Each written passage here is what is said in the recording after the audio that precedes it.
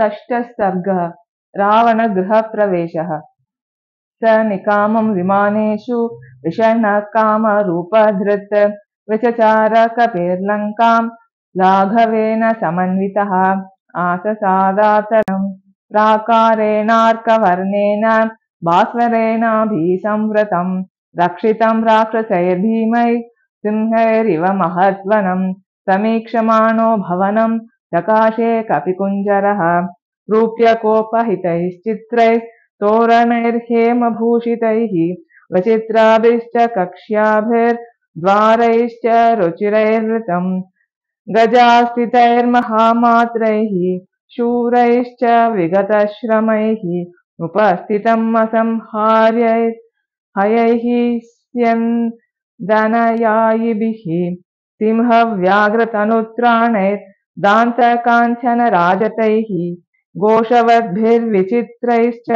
तदा विचरितं रथैः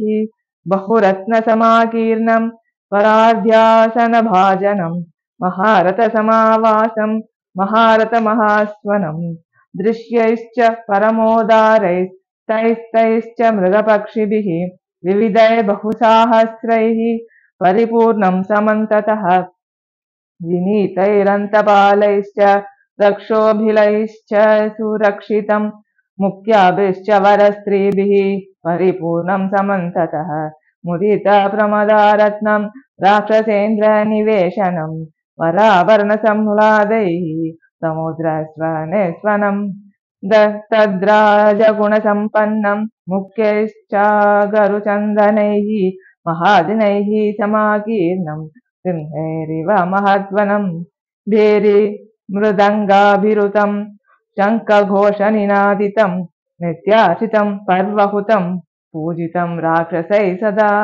समुद्रमिव गम्भीरं समुद्रमिव निस्वनं महात्मनो महद्वेश्म महारत्नपरिच्छदं महारत्नसमाकीर्णं ददर्श स महाकपिः विराजमानं वपुषा गजाश्वरथसङ्कुलं लङ्काभरणमित्येव सोमन्यत महाकपिः चचार हनुमांस्तत्र रावणस्य समीपतः गृहात् गृहं राक्षसानाम् उद्यानानि च वानरः वीक्षमाणो ह्यसंत्रस्तः प्रासादांश्च चचारसः अवप्लुत्य महावेगः प्रहस्तस्य निवेशनं ततोऽन्यत् पुप्लुवे भीष्म महापार्श्वस्य वीर्यवान् अथ मेघप्रतीकाशं कुम्भकर्णनिवेशनं विभीषणस्य च तथा पुप्लुवे स महाकविः महोदरस्य च गृहं विरूपाक्षस्य चैव हि विद्युज्जिह्वस्य भवनं विद्युन्माले तथैव च वज्रदंशस्य च तथा पुप्लुवे स महाकपिः शुकस्य च महातेजाः सारणस्य च धीमतः तथा चेन्द्रजितो वेश्म जगाम हरियूतपः जम्बुमाले सुमालेश्च जगाम हरिसत्तम रश्मिकेतोश्च भवनं सूर्यशत्रो तथैव च वज्रकायश्च तथा पुप्लुवे स महाकपिः धूम्राक्षस्य च सम्पाते भवनं मारुतात्मजः विद्युद्रूपस्य भीमस्य घनस्य विघ्नस्य च शुकनाशस्य वक्रस्य शतस्य विकटस्य च ब्रह्मकर्णस्य दंशस्य रोमशस्य च रक्षसः युद्धोन्मत्तस्य मत्तस्य ध्वजग्रीवस्य नादिनः अतिकायस्य चाक्षस्य विद्युज्जिह्वेन्द्रियजिह्वयोः तथा हस्ति मुखस्यापि अकम्पनगृहं तथा करालस्य पिशाचस्य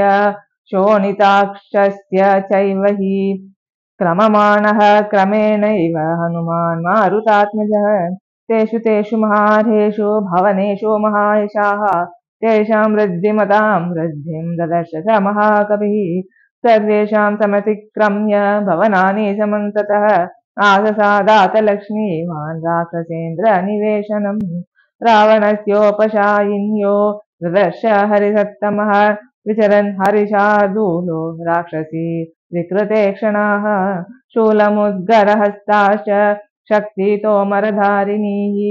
ददर्श विविधान् गुल्मान् तस्य रक्षपतेर्गृहे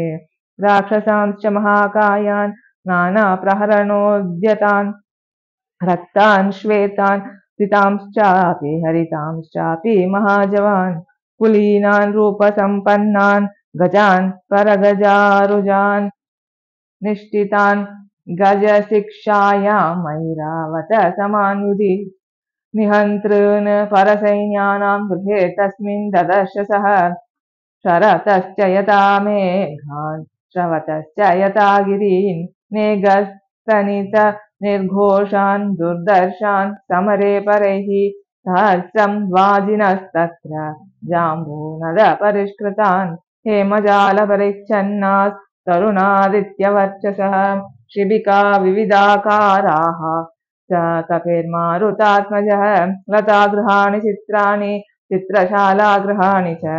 क्रीडागृहाणि चान्यानि दारुपर्वतकानपि कामस्य गृहकं रम्यं दिवागृहकमेव च तदर्श राक्षसेन्द्रस्य रावणस्य निवेशने स मन्दरगिरिप्रख्यं मयूरस्थानसङ्कुलम्